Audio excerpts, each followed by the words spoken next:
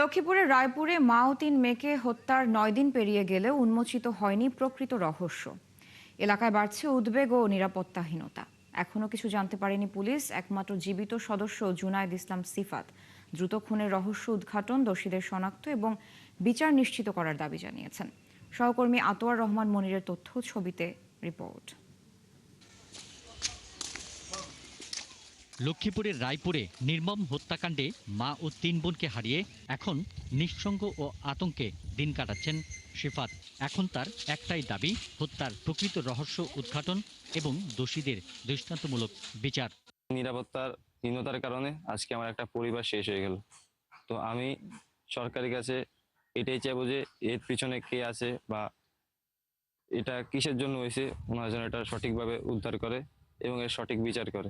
Mobile ফোনের call record, CCTV footage, forensic আলামত সহ বিভিন্ন তথ্য বিশ্লেষণ করছে পুলিশের বিশেষ তদন্ত দল। আমাদের প্রশাসনের সর্বস্তরের সর্বোচ্চ চেষ্টা চলমান আছে এই হত্যা রহস্য উদ্ঘাটন করার জন্য। আমিও মাত্র জয়েন করেছি, আমি এখনই থাকবে আসলে এটা কেন ঘটেছে, ঘটনার পিছনের ঘটনা কি, সত্যিকার রহস্য উন্মোচন করার জন্য সর্বাত্মক চেষ্টা অব্যাহত থাকবে। এ ঘটনার রহস্য উন্মোচন না হয় এলাকাবাসী এখন অজানা আতঙ্কে আছেন। এখন পর্যন্ত ঠিক বুঝতে পারছি না যে এই হত্যাকাণ্ডটি কেন সংঘটিত করা হলো, এর পিছনে আর কেউ জড়িত কিনা এবং এই হত্যাকাণ্ডটি পূর্ব পরিকল্পিত কিনা। অতি শীঘ্রই এর ভিতরে কে কে জড়িত আছে, কারা জড়িত আছে বা কারাই কাজ করছে, আমরা চাই এটার বিচার হোক।